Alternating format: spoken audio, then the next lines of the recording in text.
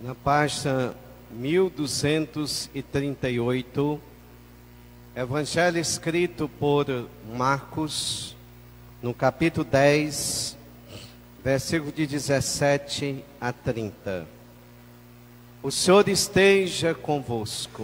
Ele está no meio de nós. Proclamação do Evangelho de Jesus Cristo, segundo Marcos. Glória a vós, Senhor. Quando Jesus estava saindo para seguir caminho, alguém correu, ajoelhou-se diante dele e perguntou: Bom mestre, o que devo fazer para ter em herança a vida eterna? Jesus lhe respondeu: Por que você me chama de bom? Ninguém é bom a não ser só Deus. Você conhece os mandamentos: não mate, não cometa adultério, não roube, não levante falso testemunho, não engane ninguém, honre seu pai e sua mãe.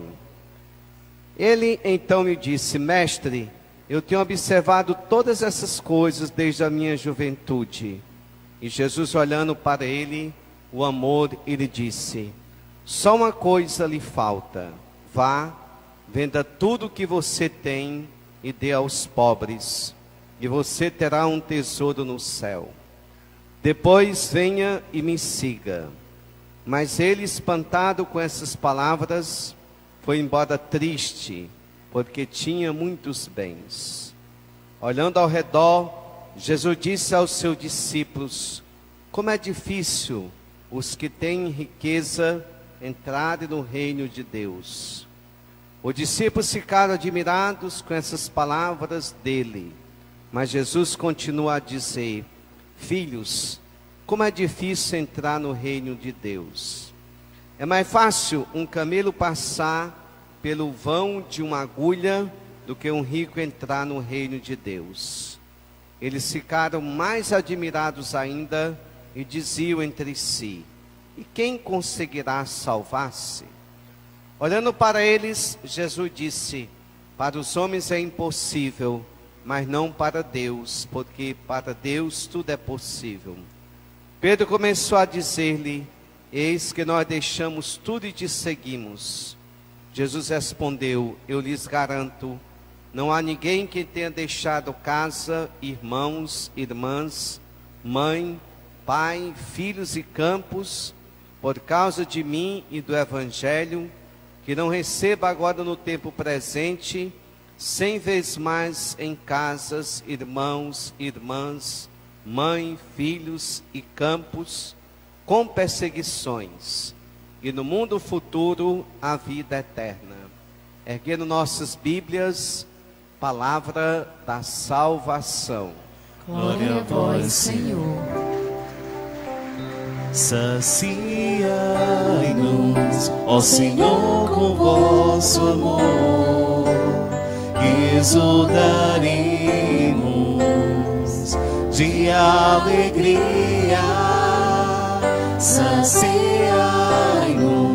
ó Senhor, com vosso amor, e exultaremos de alegria.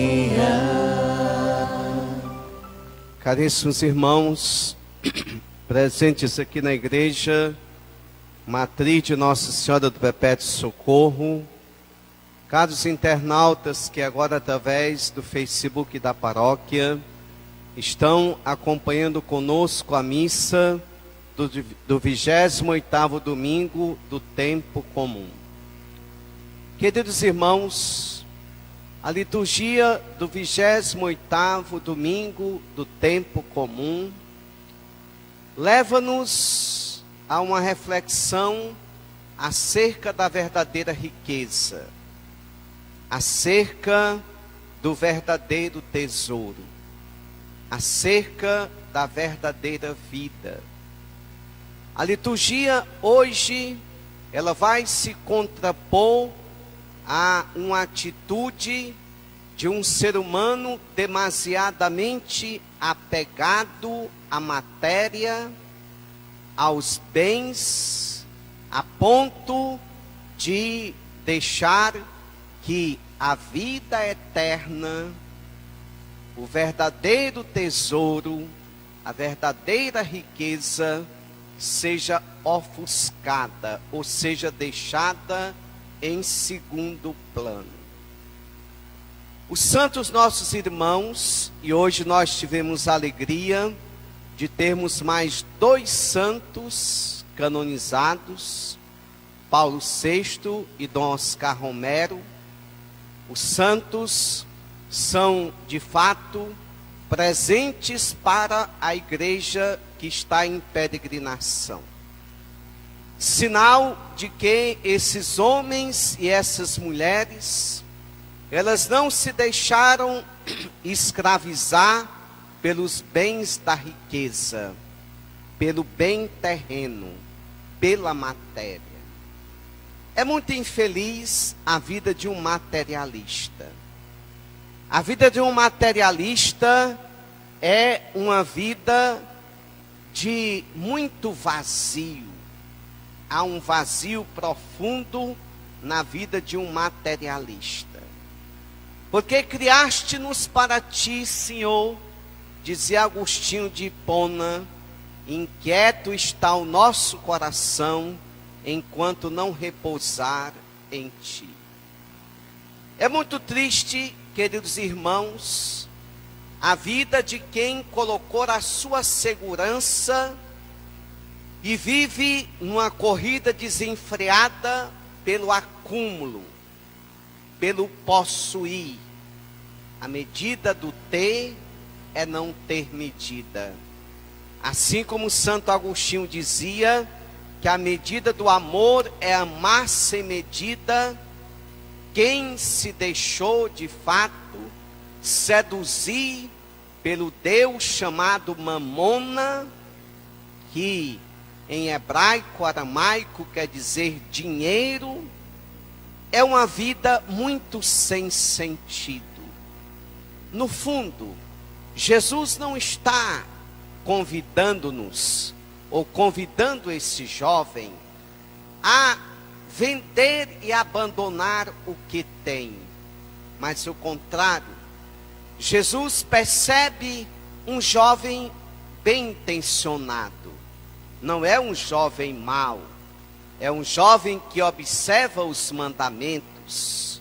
Mas uma só coisa te falta. Na vida cristã, sempre haverá algo que nos falta para a conversão. Por isso é muito perigoso essa linguagem, eu me converti. É muito perigoso essa linguagem, com todo o respeito, eu aceitei Jesus, estou salvo. Paulo vai dizer na carta aos Filipenses, trabalhai pela vossa salvação. Ele mesmo vai dizer, eu castigo meu corpo e coloco ele em servidão, para que eu não seja reprovado depois que eu tenha pregado aos outros. Então Paulo nunca usa uma linguagem de uma conversão pontual, de uma conversão pronta, da noite para o dia. Uma só coisa te falta, meu jovem, porque Jesus percebeu que há muitas coisas boas na vida desse jovem. É um jovem observador da lei, é um jovem bom, é um jovem que está desejando a vida eterna. Como seria bom se a nossa juventude desejasse também a vida eterna. Mas Jesus, como conhece o coração do ser humano, diz João lá no capítulo 2, que não precisava que ninguém desse testemunho de nenhum outro homem, porque ele sabia que o que estava no coração do homem. Ele é a palavra de Deus encarnada. Essa palavra que a carta aos Hebreus chama de uma espada que transpassa a medula da alma.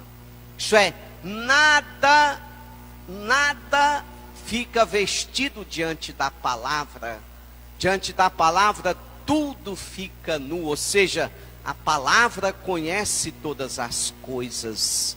A palavra é um ser que se encarnou.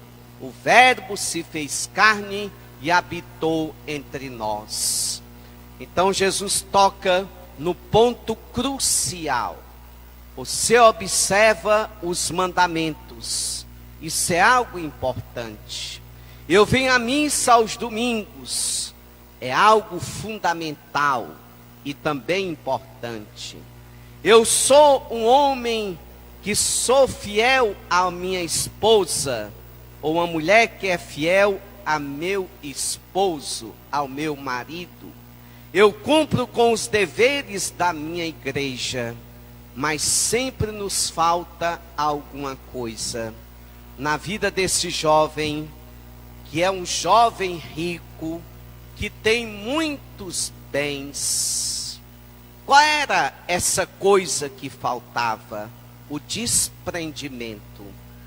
Na realidade, a tônica do evangelho de hoje não é vender tudo, é o seguir-me.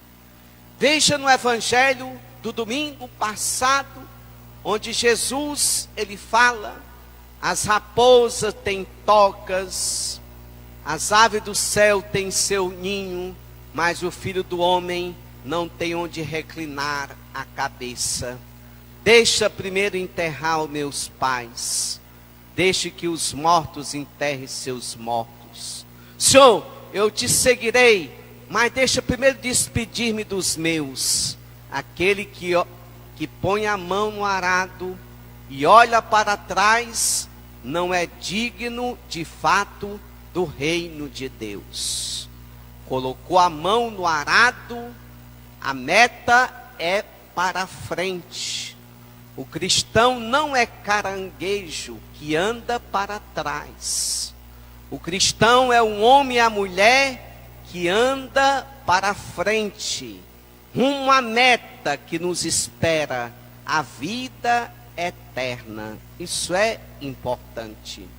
Jesus não fala para este jovem de uma pobreza voluntária, mas da suprema riqueza que é possuí-lo. Tê-lo já é a maior riqueza.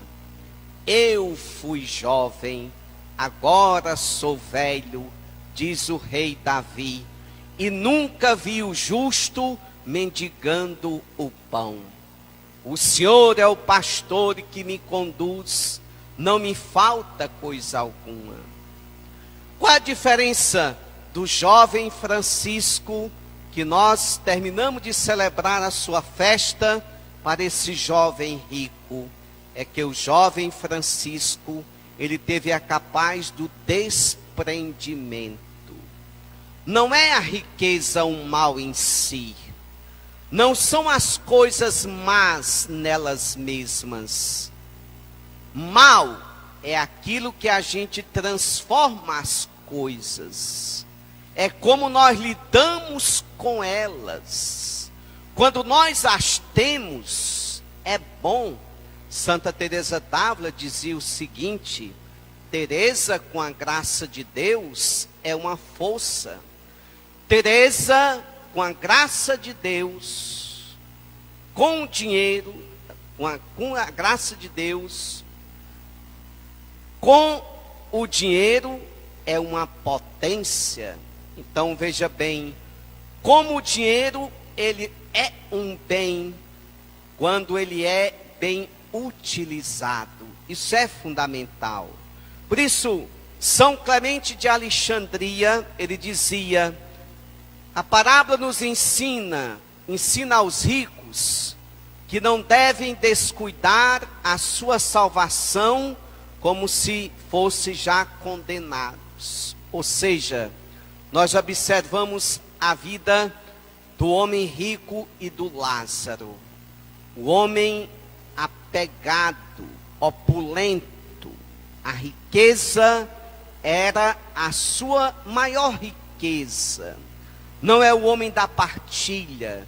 Quando a matéria, quando o ouro, quando o dinheiro, quando a propriedade chega ao coração, tudo isso nos escraviza. E aí nós nos tornamos os mais pobres dos pobres. Infeliz é aquele homem e aquela mulher cujo Deus se tornou a fortuna, a riqueza, o dinheiro, os bens, as posses. Por isso, se descuidam da salvação. E aí São Clemente de Alexandria dizendo: não se deve ver a riqueza como insidiosa e hostil à vida, mas deve aprender de modo a usar a riqueza e conquistar a vida eterna. Na história da igreja, nós tivemos tantos santos ricos que chegaram à santidade. Por exemplo, Santa Isabel da Hungria, riquíssima, riquíssima. Com a sua riqueza, quantos pobres Santa Isabel não abençoou? Quantos pobres Santa Isabel não protegeu e não colocou sobre eles a bênção? São Carlos Borromeu, riquíssimo, mas chegou à santidade. São Luís, rei da França. Nós temos também um Francisco de Assis, que foi um jovem que enamorou-se de Cristo e foi capaz de deixar tudo, porque aqui é uma vocação. Para nós que não temos vocação, a vida religiosa ou a vida sacerdotal, nós, os leigos, temos que ter de fato essa pobreza evangélica.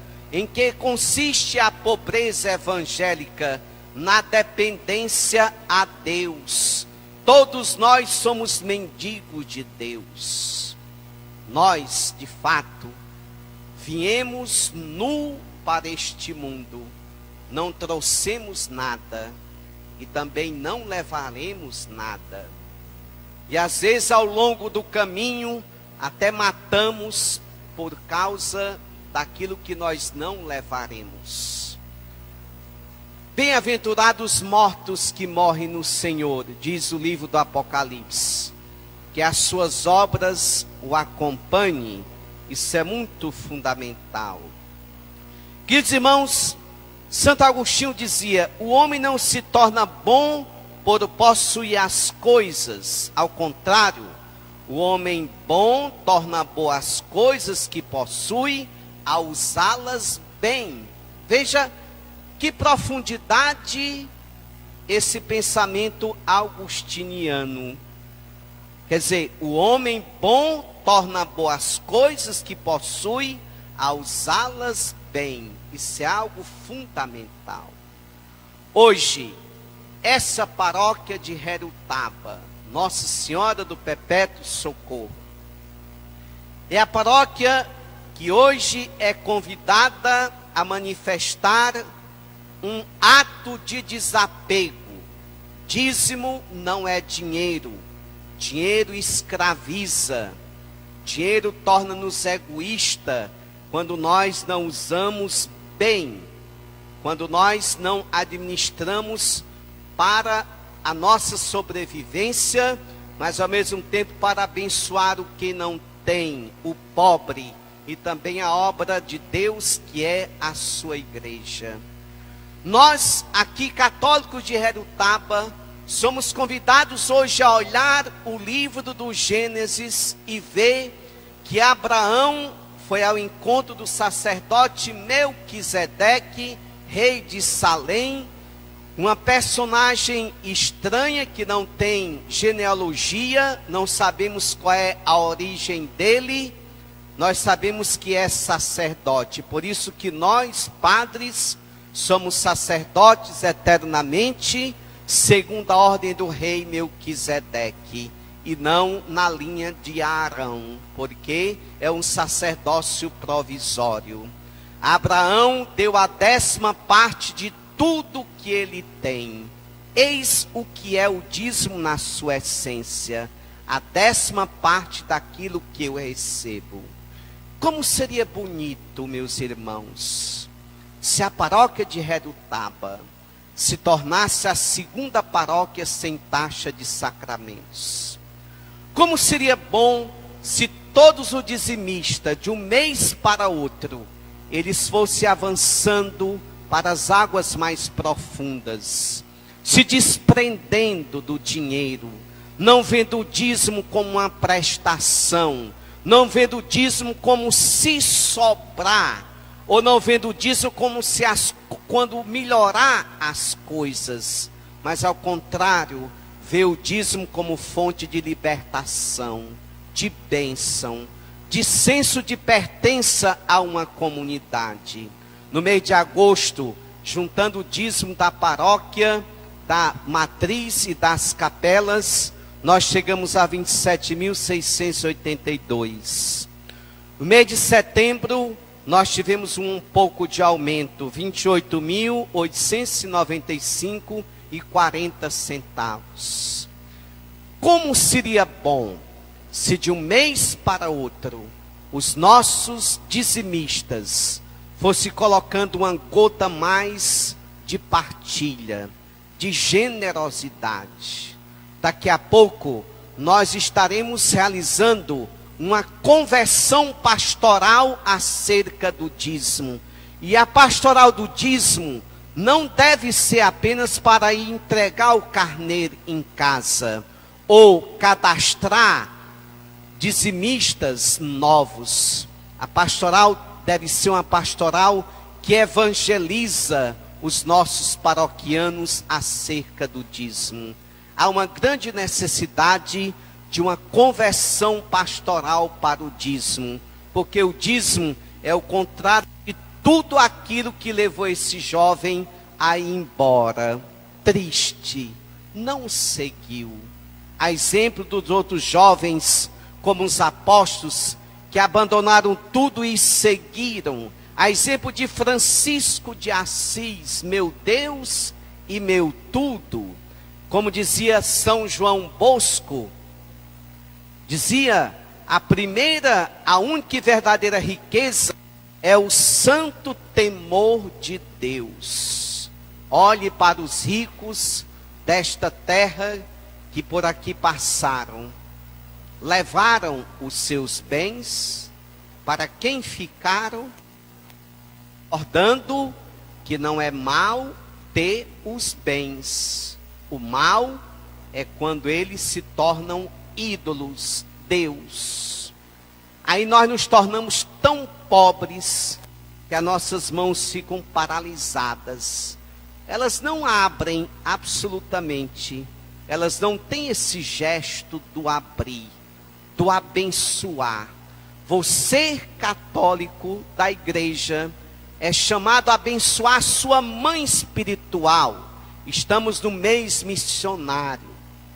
Estou achando bonito, e não sei quem teve a feliz iniciativa de juntar os setores para celebrar o mês missionário.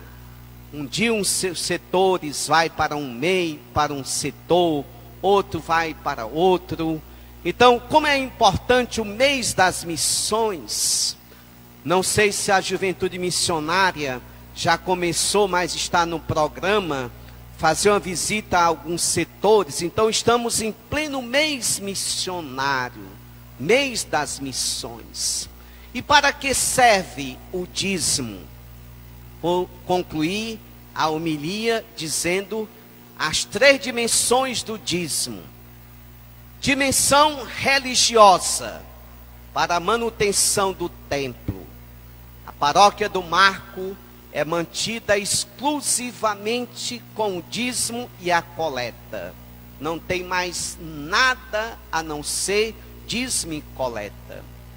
Dimensão missionária. Você veja, por exemplo, quando nossos jovens vão para o encontro em Sobral, quando nós temos retiro dos ministros, metade entra com caixa comum. Quando nossos catequistas, após um ano de caminhada, vão fazer um lazer ou precisa de tirar xerox, cópias, tudo isso quem mantém é o dízimo. Quem mantém a vida do presbítero, vocês já me viram dando aula em alguma escola? Vocês já me viram trabalhando em alguma agência bancária? Graças a Deus não, que eu tenho medo que quando estiver lá, chegar uma quadrilha. Vocês já me viram trabalhando em algum comércio? Então o operário é digno do seu salário. Eu não tenho nenhuma propriedade por opção minha. Esse foi o estilo de sacerdócio que eu quis ter. A terceira dimensão é a dimensão social. Eu acho bonito, por exemplo, e isso a Rede Globo não mostra. Me desculpe a expressão, não se decepcione comigo, mas a infeliz da Rede Globo não mostra.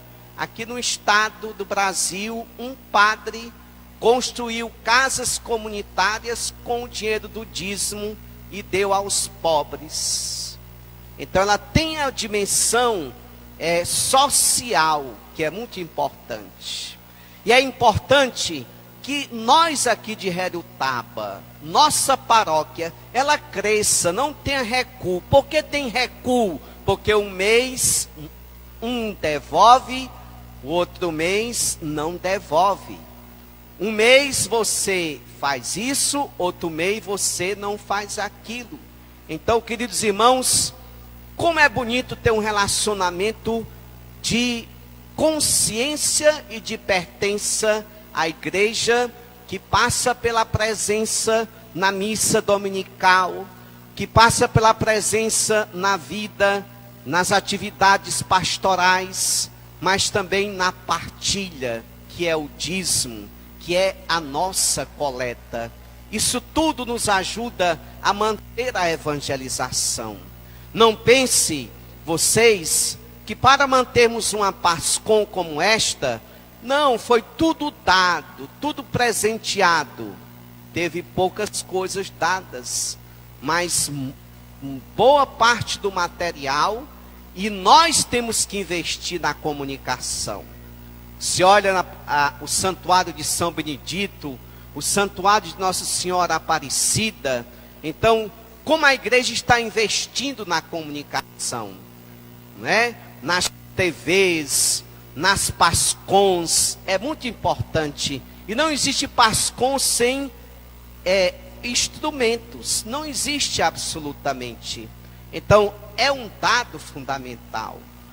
O nosso próximo passo será a reforma da matriz. E aí não bote na cabeça que eu vou derrubar a coluna, que eu vou tirar a arquitetura da igreja. Não coloque isso. Reformar a matriz é torná-la mais bela ainda, mais bonita ainda. Isso é muito importante, é fundamental. E eu quero no meu paroquiado, deixar esse legado. Eu passei por aqui e eu tive um apoio de uma comunidade que se juntou comigo, porque ama a igreja, ama a paróquia e somou comigo. E eu só posso contar com o seu dízimo, eu só posso contar com a sua coleta, eu só posso contar com a sua contribuição, porque eu não faço parte de quadrilha que destrói bancos. Eu não participo de quadrilha que rouba. Eu só posso fazer é pedir, e pedir que você ame de tal forma que, se não for dizimista, se converta hoje, passe no plantão do dízimo. No mês de novembro, faça a sua diferença. No mês de dezembro, seja justo diante de Deus. Você tem um dízimo duplo, dízimo do seu salário e dízimo do seu décimo. Como eu, padre, vou pagar o décimo do secretário da paróquia, do sacristão da paróquia, dos que ajudam, dos que limpam. Como é que eu vou pagar se os meus paroquianos, eles no final do mês, eles não devolvem o dízimo do seu 10º? É claro que isso é questão de justiça, querido paroquiano, querida paroquiana. É justiça em dezembro o nosso dízimo dobrar. Isso é fundamental. Por que eu quero evangelizar sobre isso e continuarei, mesmo que seja mal interpretado? Porque nós temos que entender que a igreja do futuro tem que ser a igreja do compromisso. Dízimo, direito de Deus, corresponsabilidade dos fiéis para uma igreja autossustentável. Dízimo nos liberta, dinheiro nos escraviza. Abençoe a obra de Deus e você com certeza será abençoado.